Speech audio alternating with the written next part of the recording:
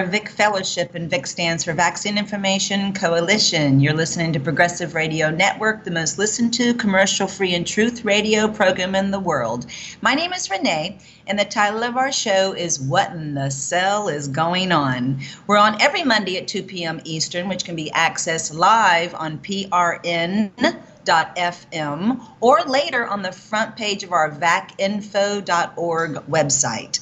We are blessed today to have once again Phyllis Fisher, who was one of the beginners of the organic farming in the 1970s. So we're so honored to have her. Welcome again to our show, Phyllis. I can hear you now. Okay. Yes, so why don't you just take over the show and go where Father leads you into all the wisdom he's given you on organic farming. Oh, you're so sweet. You know, my husband and I's journey started after our college years when we were at the university in the 60s and 70s. And what basically happened is we got our education and we enjoyed learning, but we wanted to put it to work in a way that would fulfill our lives. And we were guided to really spend our time looking for clean food because at that particular time, big corporations and a lot of processing was taking place, and we knew that there were people out there that was that had the knowledge, the horticultural knowledge, and the knowledge that was needed to be able to grow good food. And so we really started looking for that, and it's a very interesting journey because not a lot of people were doing that at that time. You know, most people were taking their college education and going off in a completely different direction.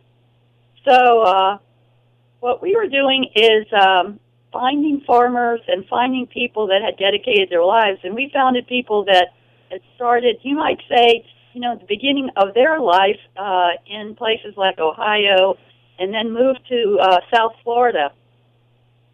And we were in a place where it's, you know, Summer City. It's like Florida is really an area where you could grow a 24/7 kind of horticulture experience.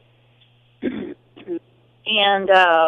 it was a lot of fun finding people that had things like amazing avocados that were the size of footballs, for instance. And when you cut them open, all you needed was a little lime juice, and the avocado was a meal. I mean, it was a plate full of food, and it had all the nutrients that a person would need. It had amazing nutritional qualities. And so we were able to find a lot of food. And the issue with some of that is just that some of those things are seasonal. And what do you do about that? You know, you have to take care of a tree for a year to get the fruit to come off of it. And the same thing with citrus. We just happened to be this morning at a yard that one of our clients in our business had that started a lot of citrus. And we're in North Florida at the time, right now, and there was about 15 varieties of citrus in this yard. So we were picking Hamlin oranges, tangelos, lemons, limequats, you name it, all kinds of kumquats. The loquats were just forming, and here we are just eating some of these things, juicing them right here in the middle of the city. This is what we can actually do. If you have a little piece of property, you don't have to have acres and acres. You don't have to depend on going out and finding a farmer that is doing things so commercially that it's not the quality that you're looking for. You can do a lot of this yourself if you have the interest and the time, and you don't have to do it to that magnitude. Their whole front yard was full of citrus. But you can do it so that it supplies at least the beginning needs of your food.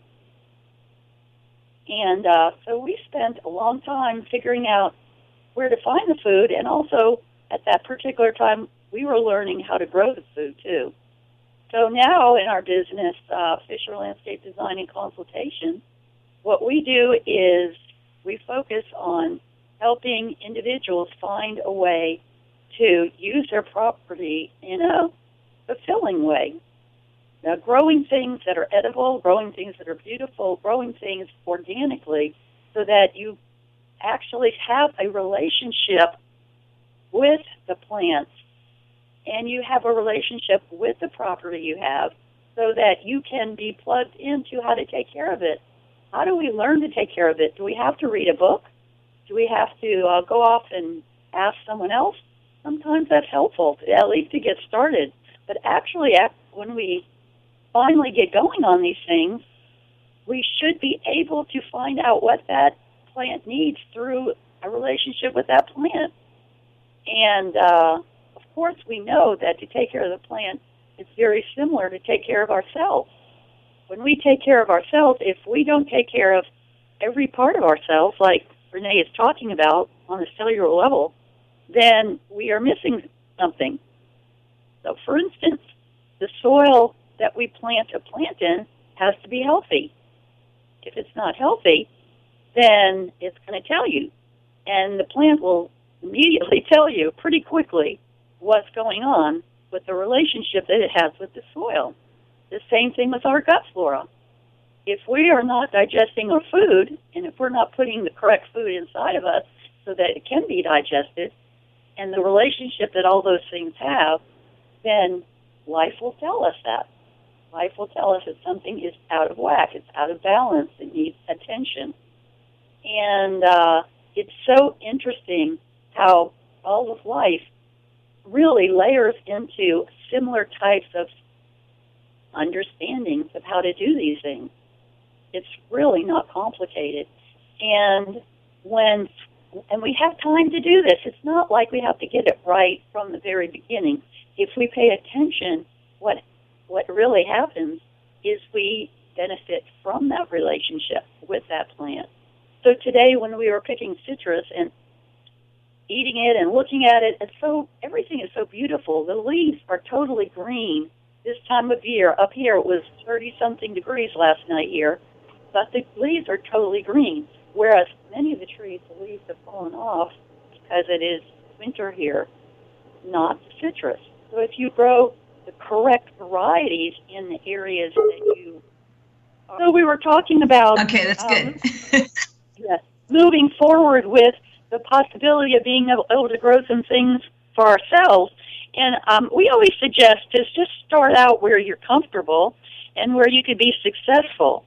There's no need to be a farmer and, to change your whole lifestyle over to being somebody that, has skills that you may not have.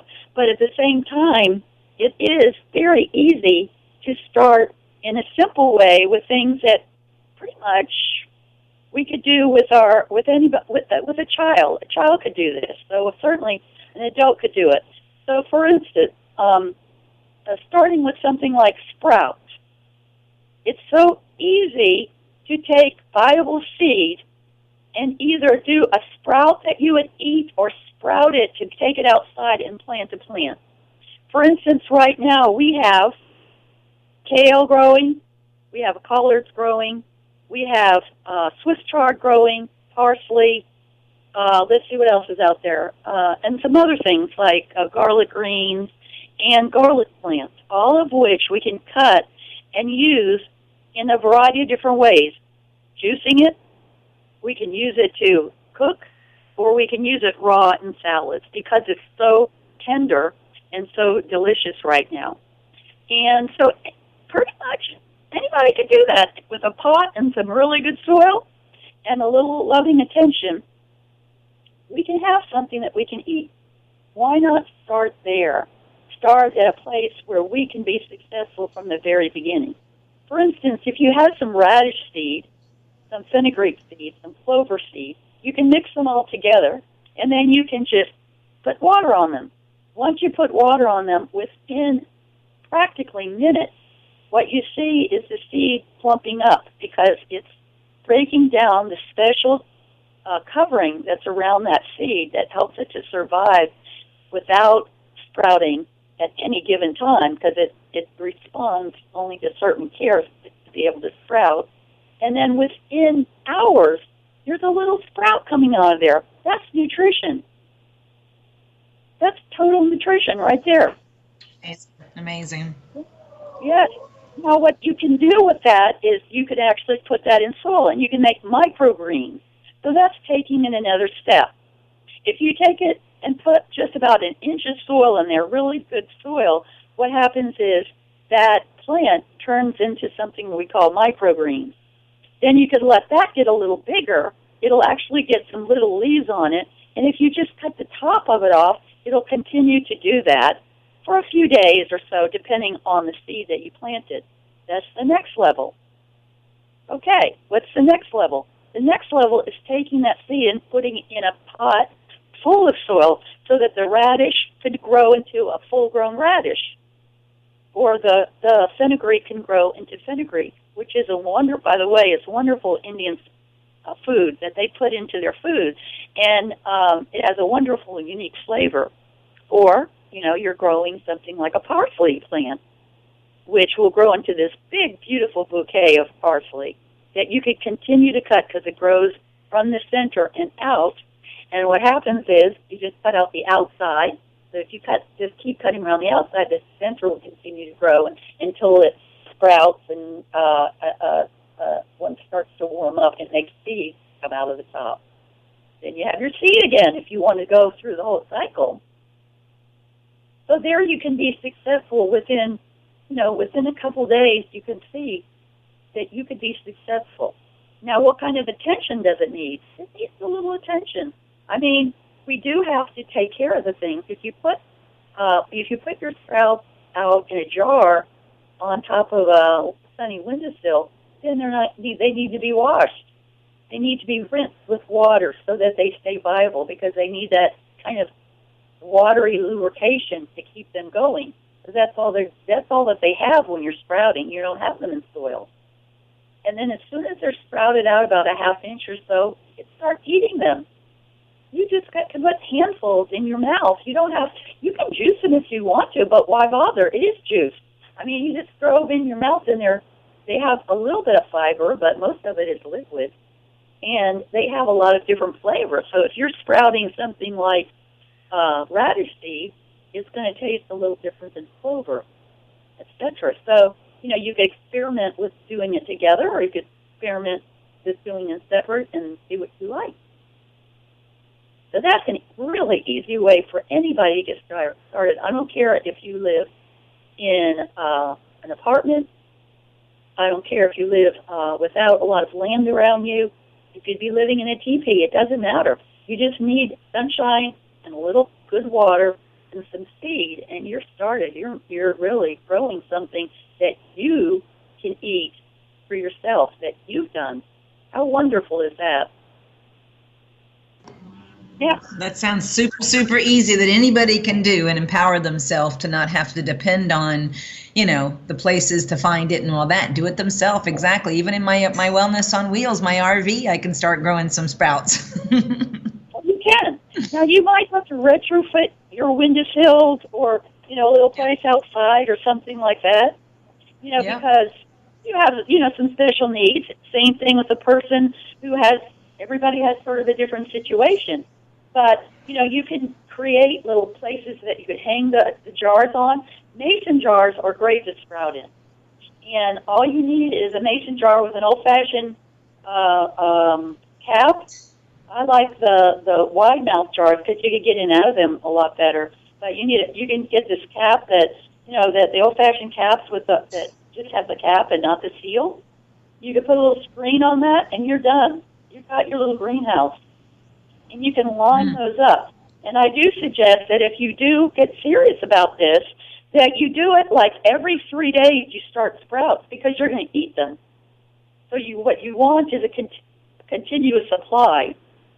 If that makes sense to you, because you really like these kind of things.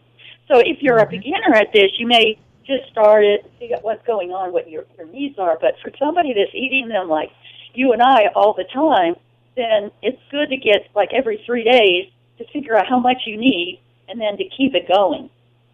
And then you're just eating the ones that you started earlier, and then you're starting the next batch so that you can continue this. Now, this is not seasonal. If you have some fresh seed, alfalfa is another really good seed to do that with, and wheat is another good one to do that with. So if you wanted to eat the whole seed that has sprouted out and the little green part, you can do that with sprout. Now, of course, they're going to taste a little different. Like wheatgrass tastes kind of sweet, right? And it has that little, the end of eating it, you know, you have that little tinge. It's kind of like this sort of feeling of energy or power. This is really interesting because it's a really strong flavor. But certainly, if you like one more than the other, you could sprout that, you know, for more so that you could have it all the time. And then you could experiment. Most seeds that would become vegetables would be a seed that you could sprout. And that brings up the micro sprouts. I mean, the micro sprouts, I mean, you could have little broccoli, you could have all kinds of little things growing, and you just eat them before they turn into the plant. And, you know, years ago, to me. Yeah, years ago when you do a row of different kinds of vegetables like broccoli or Swiss chard or things like that, then you know you'd put a lot of seed down, and then you'd have to pull out some of the plants because they were too close together, and then you would just eat those. You know, you could transplant them if you needed to, but you could just be out in the garden pulling them out and eating them because that's what it is. It's just a little sprout out there. And so that's a great way for anybody to get started. Once they've done that and they feel successful, then they can just start the pot. You know, you get yourself a really big pot, not something really small, but I like to get them so that you don't even have to bend over too much. Sometimes you could get these pots that are made out of clay, and they're something that will last indefinitely because you can use them over and over. And you start making compost, of course, with all your eggshells and the parts of the vegetables you're not using and anything that is compostable. And within months, you have good, rich soil. But the important part of that good, rich soil, it has the micronutrients in it, like we were talking about, like the gut flora that we need. The micronutrients and all the different parts of that soil that are working together in perfect harmony are the things that plant is going to need later. Now, sometimes that's hard to put together for some people. They think that you need fertilizer for plants. But we've all been brainwashed to think that because then we all go out and buy fertilizer, right? But that's not necessarily accurate. The fertilizer really should be fertility. It should be the part of the soil that brings those nutrients to the soil. So what are those? Sometimes they're nutrients like minerals or things like that. But also there are things that are working together to break down the parts of the soil so that they can be readily available. The things that are working together are actually millions and millions and probably gazillions of organisms that are working together to do that. And by the way, they're not getting paid to do that. They're doing that because they're programmed by nature. They're programmed by the Father to do that for us. That's right. I mean, that's right. Wow. Amazing.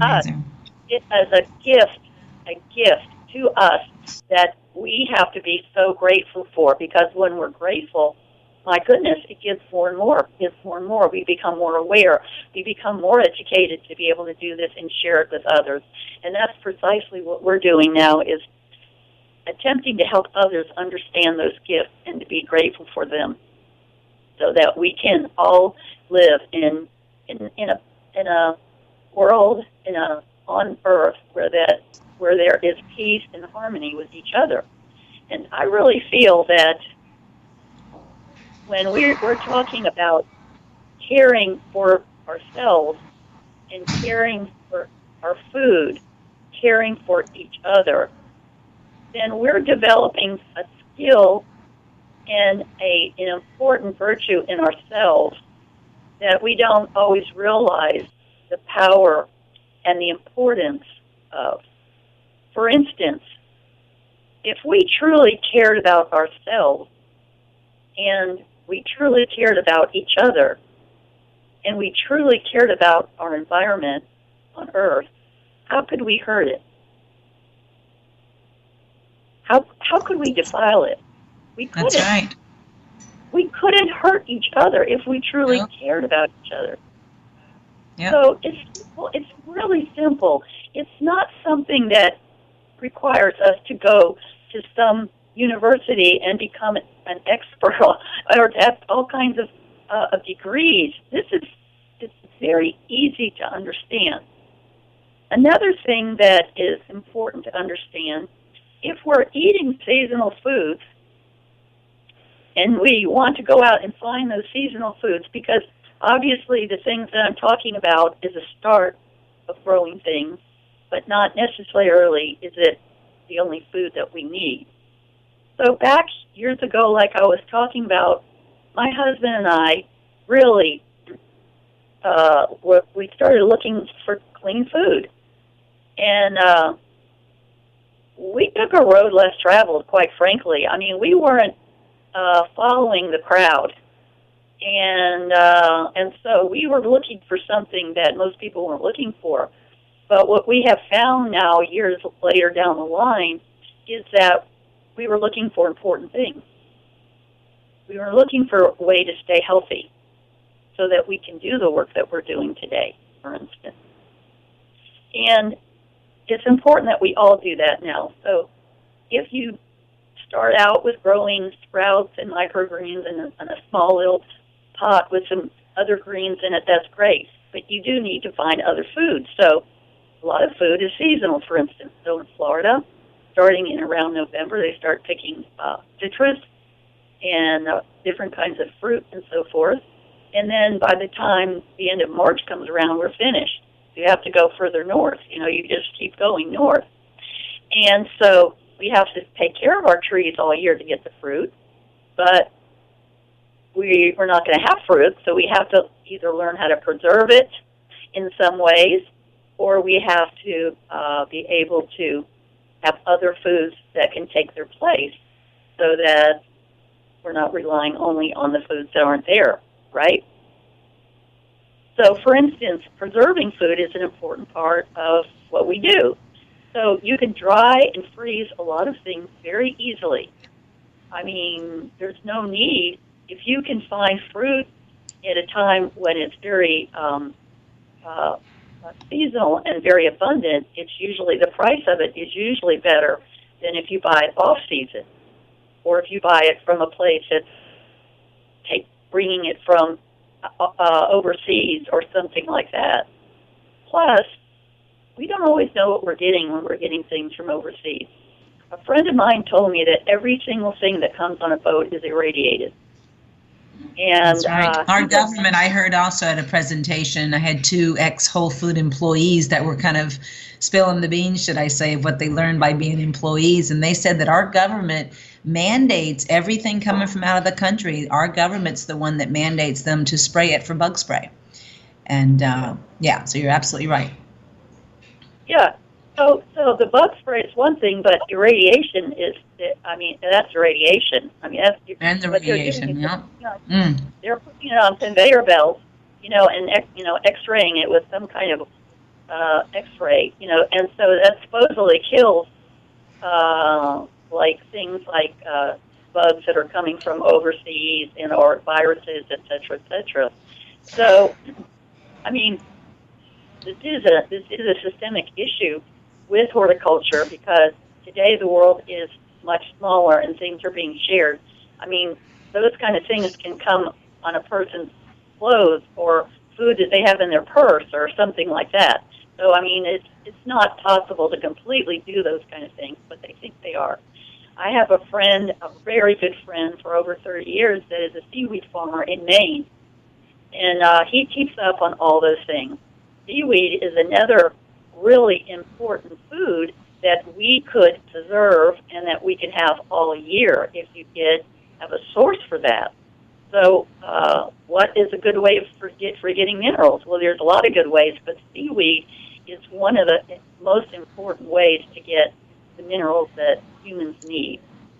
So doing research on my own, I found that, my goodness, the seaweeds that we need and that we can eat are the highest in things like calcium, edible calcium, usable calcium, not just calcium that people take and, it flushes through them or causes problems in other places, right?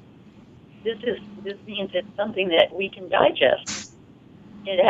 Plus it's in a food, so it's balanced with the other minerals it needs, like magnesium, right, and iron, and micro minerals and things like that, iodine, etc. So these are things that every single one of us should have in our diet, and it's so versatile because sea vegetables do not have a flavor to speak of.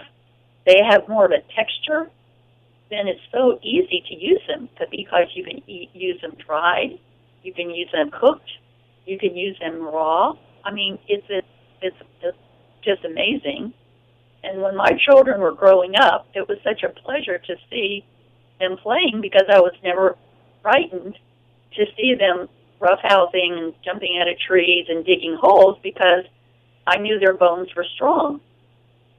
And they can do all the things that children do without worrying that they're going to be hurt because they were eating seaweed.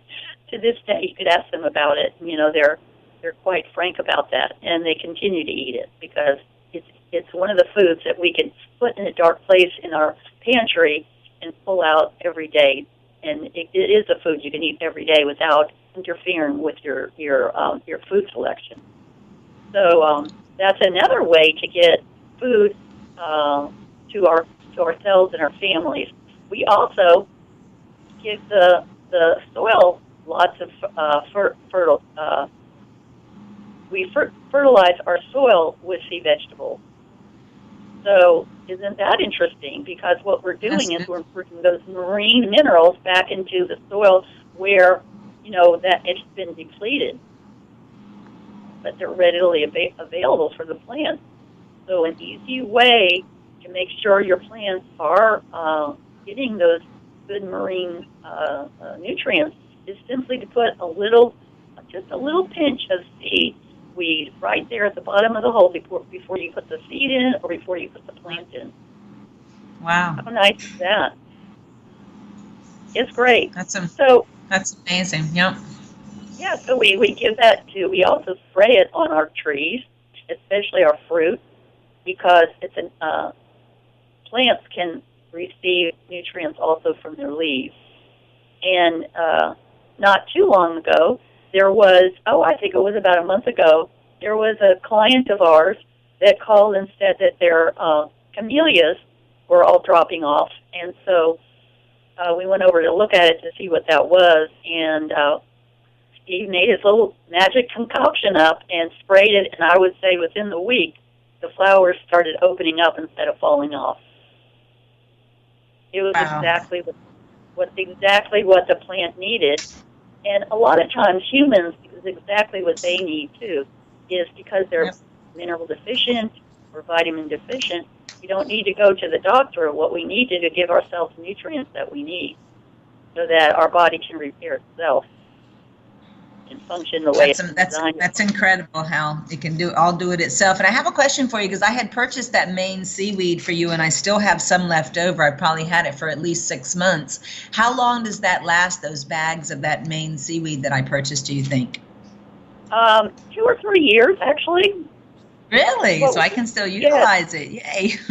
So put it in a, but keep it in a dark area, not out in the light, because sometimes it'll change colors with light on it.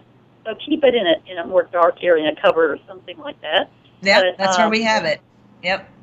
Usually what we do after about 2 years, we start using it as fertilizer. And then we also purchase some from him as well. But basically what we're doing is we're using everything about it. So I actually told a woman one time her son had a kind of like a fungus growing on his arm. And her husband was a pharmacist, and they couldn't figure out how to get it off. And then when she finally talked to me, they had gone to the doctors and everything. I said, take a piece of seaweed and reconstitute it in water and lay that on there every night when he goes to sleep. And in a week, it was gone. Oh, my goodness. That is amazing. And so you're more than welcome to tell everybody the website. Any audience that wants to know where she's getting the best seaweed there is, why don't you give their website? Well, our website is creativelandscapeservices.com, and I would prefer someone to get in touch with us if they want to, because he's a small business. And, so he does this on his own. And I'm going to say he has about, him and his wife do it, and then he's got about 5 or 6 young people that come and visit him throughout the year to help him harvest and stuff like that. So you can reach me at Phyllis, Phyllis, at creative, spelled out, landscape, spelled out, services with an S.com, and I'd be glad to help you. So awesome, thank you.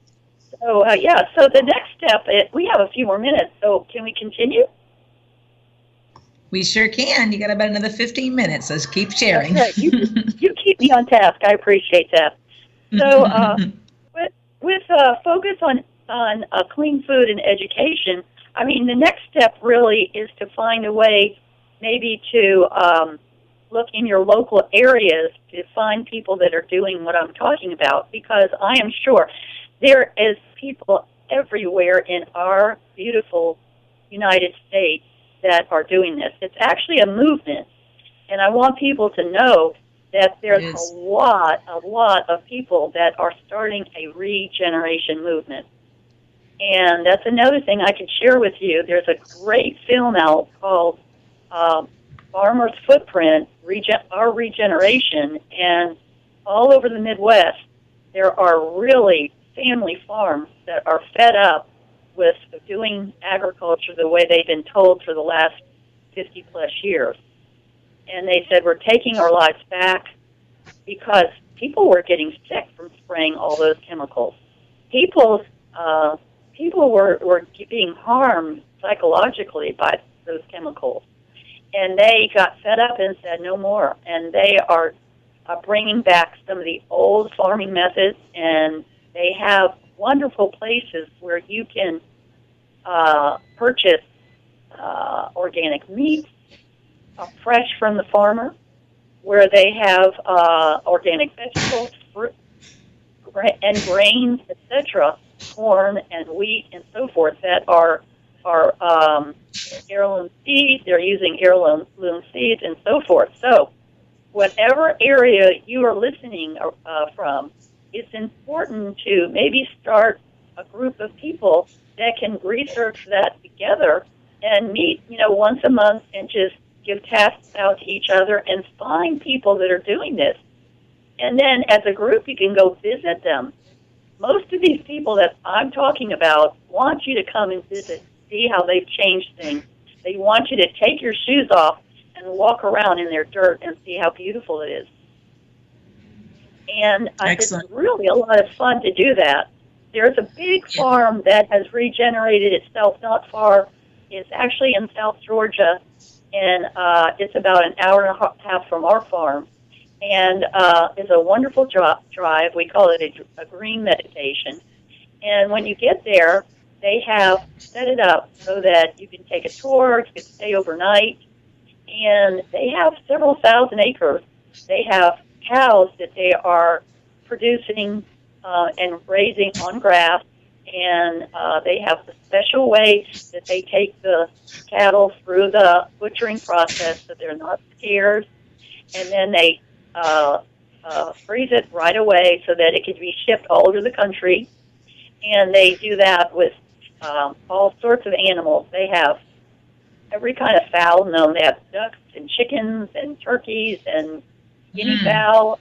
They have 3 or 4 types of pigs. They have eggs and all sorts of things. And they also grow some vegetables seasonally.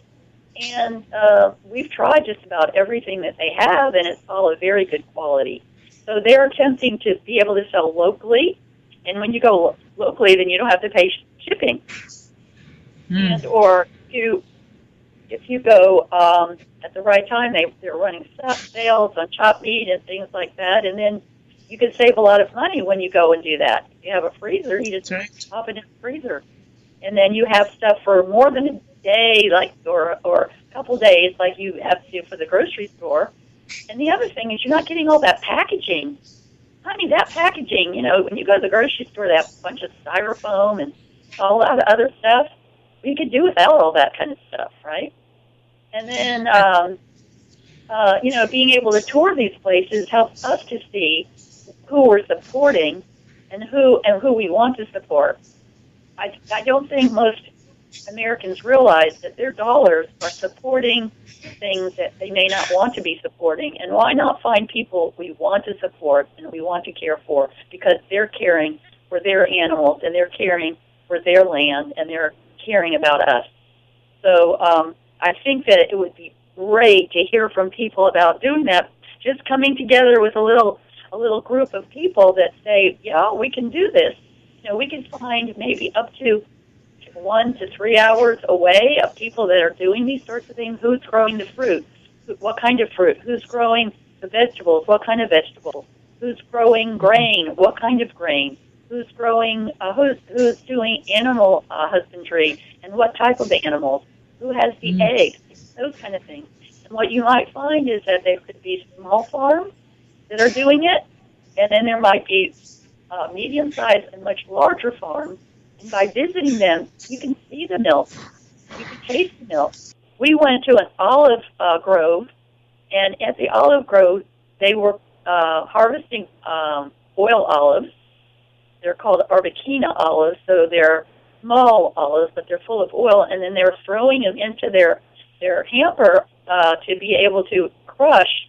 And they had this really big olive press, and they were pressing the olives, and here comes the 100% fresh olive oil coming right out. It looked like an olive oil milkshake. That's what it looked like. And it tastes because it was warm, you know, because it was going through the press and being brown. It was warm.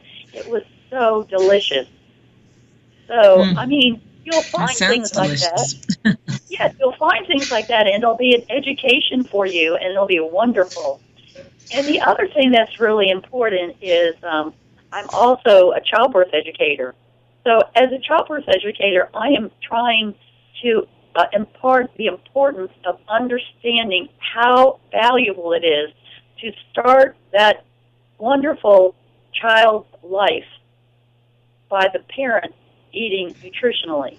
So preconception, if those two parents are healthy and eating well and thinking well, then they're going to be imparting that health when they conceive a child.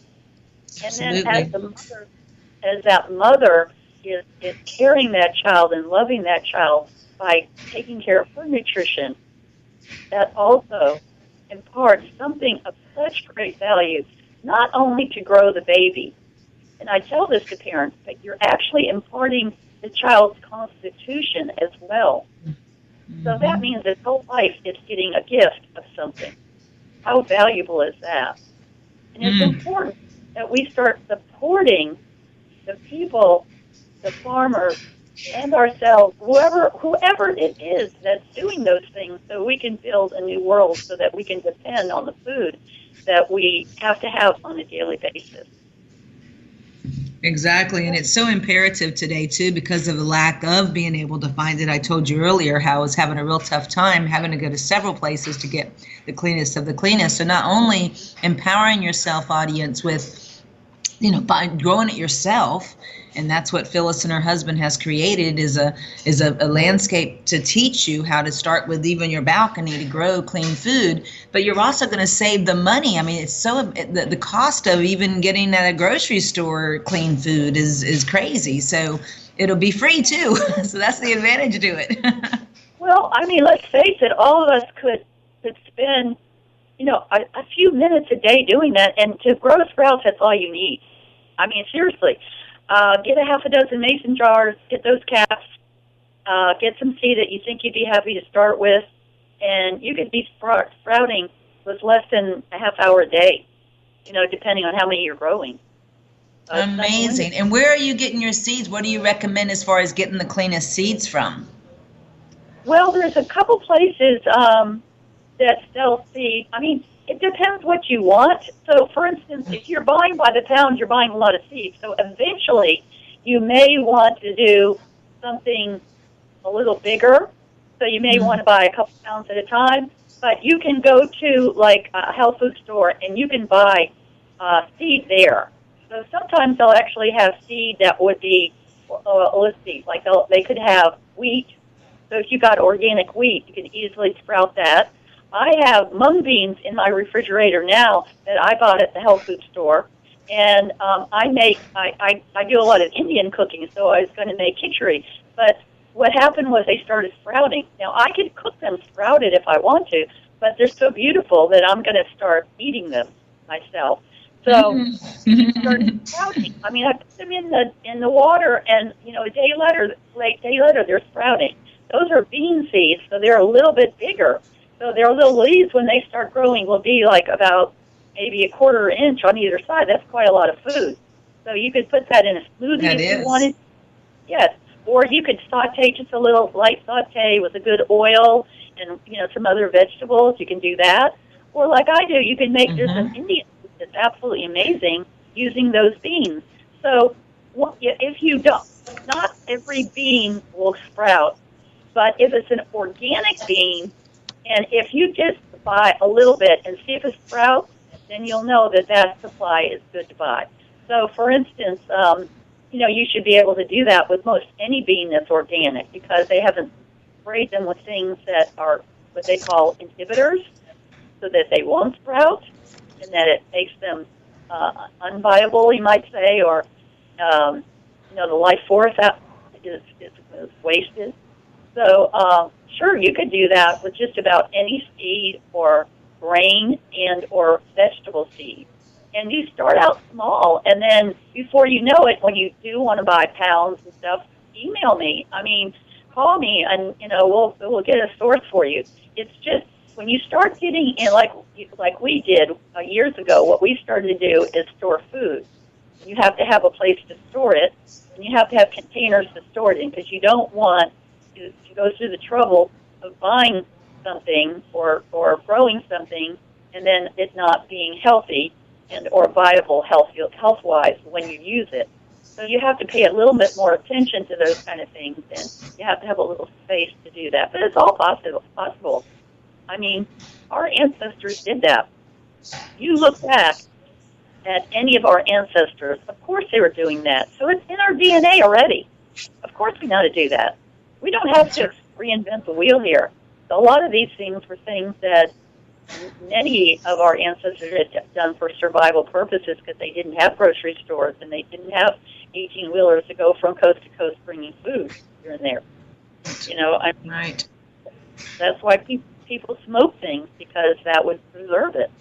That's why right. People did think, if you look at the pemmican that the Indians used, that was a lot of fat and acorns and I think cranberries and other seeds, and they would mash it together, and then the fat would preserve it.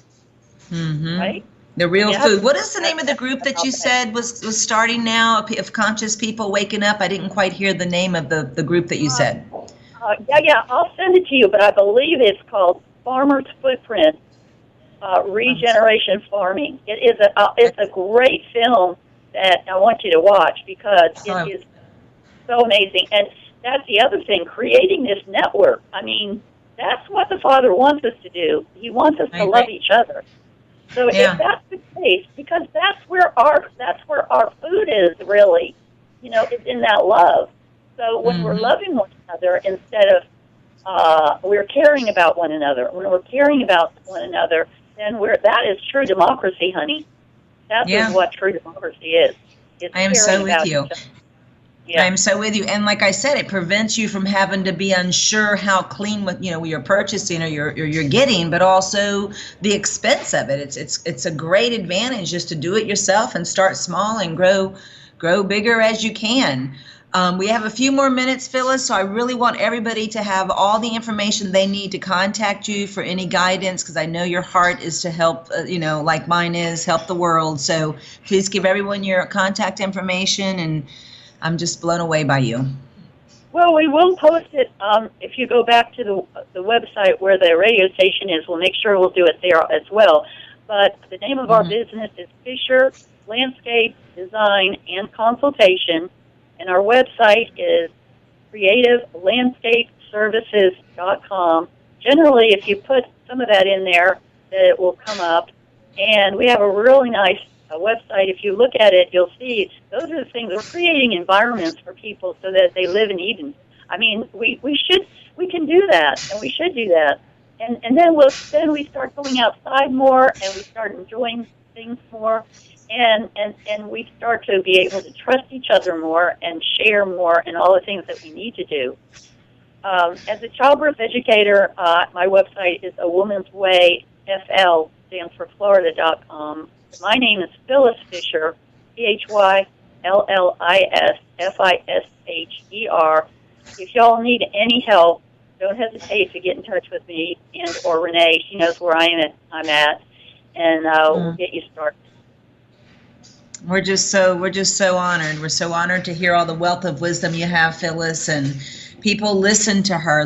We have no choice but to empower ourselves with this education to keep our cellular terrain, our bodies strong to be able to survive. So let's definitely learn from this woman, and we just thank you. I mean, I just can't even begin to thank you for all the wisdom and all the years of dedication through the rough times. I mean, I know you guys have been doing this longer than anybody as far as I'm concerned, so you are the originators. Well, I appreciate that, but we continue something that has been given to all of us.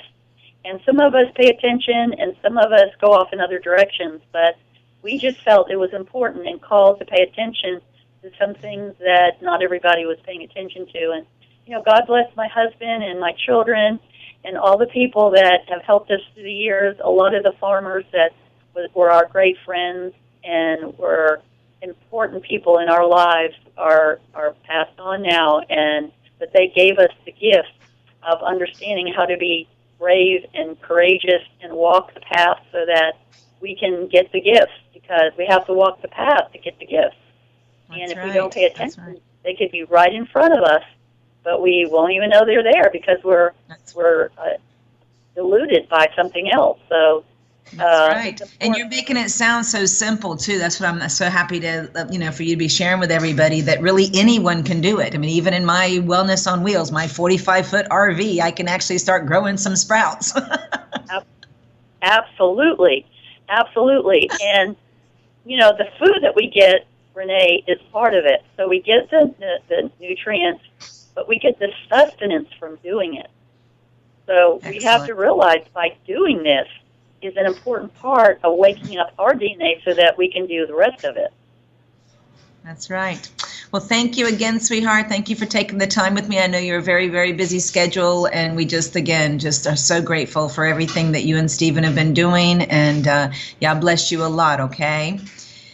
Thank you. You're listening to Big Fellowship, and our shows can be accessed on the front page of our vacinfo.org website on the belly of a little boy flexing his muscles. We're on every Monday at 2 p.m. Eastern. Our contact number is 800-939-8227. If you have any questions about today's show, please call the voicemail line 862-800-6805. Leave your name, your question, and let them know it's for our What in the Cell is Going On radio show. We thank Progressive Radio Network for allowing us to give you this uncompromised truth, and Yah bless.